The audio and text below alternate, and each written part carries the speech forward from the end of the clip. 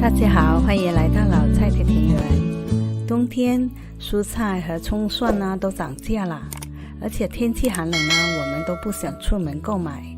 但是平时做菜呢又离不开葱，葱不容易保存的，如果买多了，一下子没吃完，放在家里呢没放2天又会变坏了。今天我就来教你这样水培红葱头，几天就可以采摘，而且一茬接着一茬的，新鲜好吃还方便。首先呢，我们从超市里买来一些红葱头，尽量呢要挑选新鲜的，看它们的底部如果有根的更好。然后我们来准备一个水培的容器，这是快餐打包的餐盒，它们上面的盖子呢可以反过来做托盘。我开始打算按葱头的大小开孔，这样不仅可以固定葱头，还方便它的根部生长。先画一个硬币大的圈，然后呢用电烙铁开孔，但是因为孔比较大，电热后的塑料味呢太浓了，不好，我就放弃了，就直接开多个小孔代替。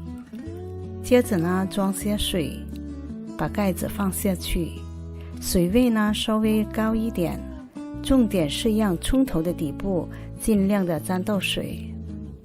然后把红葱头放上去，这时呢发现开大孔的地方容易固定葱头，而小孔的就不行了。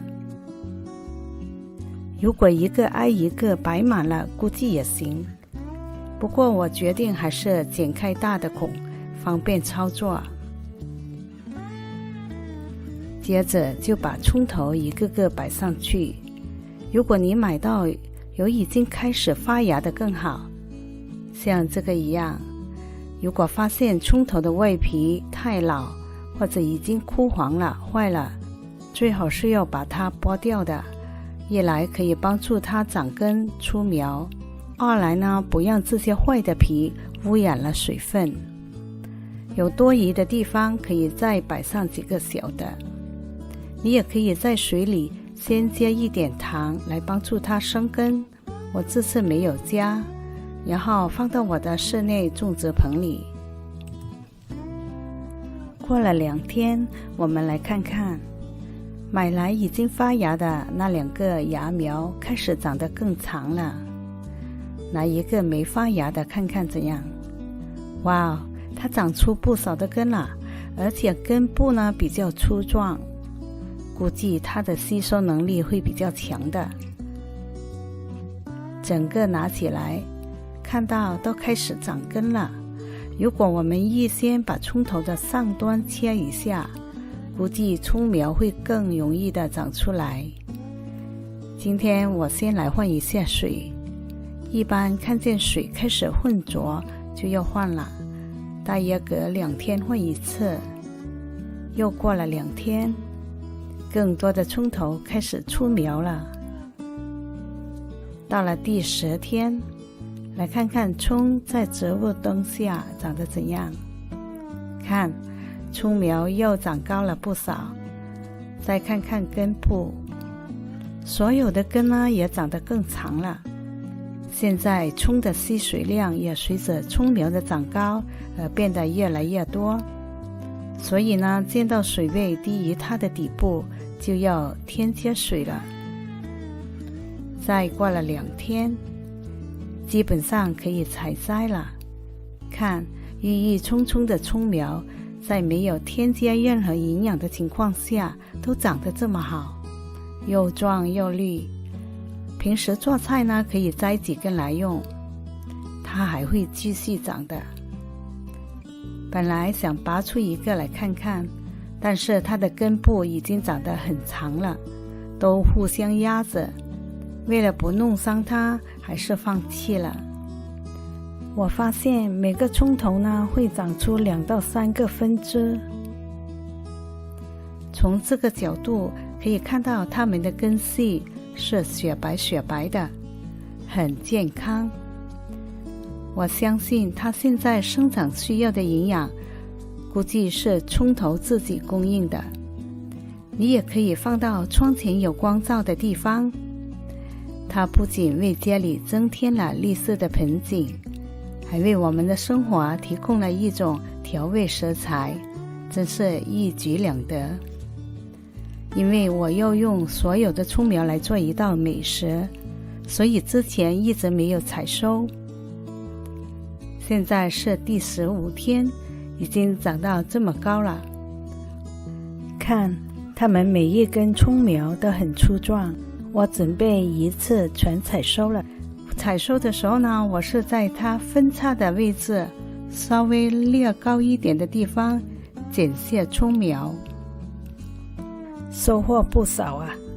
然后让它再长第2茬，剪完后呢，再来看看它的根部，都铺满了盆底，有些根不够空间长呢，还向上跑了出来。它们的根部是非常发达的，如果容器更深一点呢，会好些。我发现这个有点浅了。那么留下的葱头在长第2茬的时候又是怎么样呢？在等看它长第2茬的时候，先来看看我用这些葱苗做了什么美食。我先把葱苗呢洗干净，切成段，还准备了洋葱和红萝卜切丝，还有红薯粉，3个鸡蛋。然后呢，把所有的材料倒进容器，把它们搅拌均匀，不需要加水的，只添加一些盐来调味。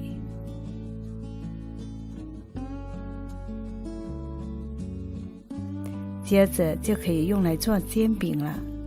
这个食谱非常适合爱吃素的朋友来做。在煎的过程中呢，需要一点点水分和盖上盖子煮一下，这样那些食材才容易熟。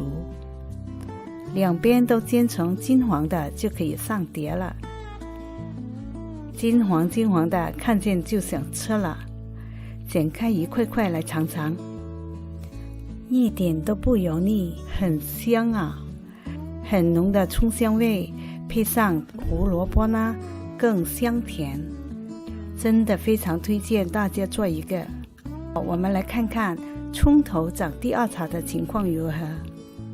我一直把它放在我室内的植物棚养着，可能有植物灯提供充足的光照，它们长得特别快。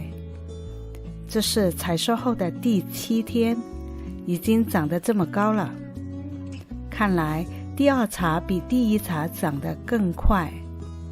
总的来说呢，我觉得冬天在室内可以试试水培这个红葱头。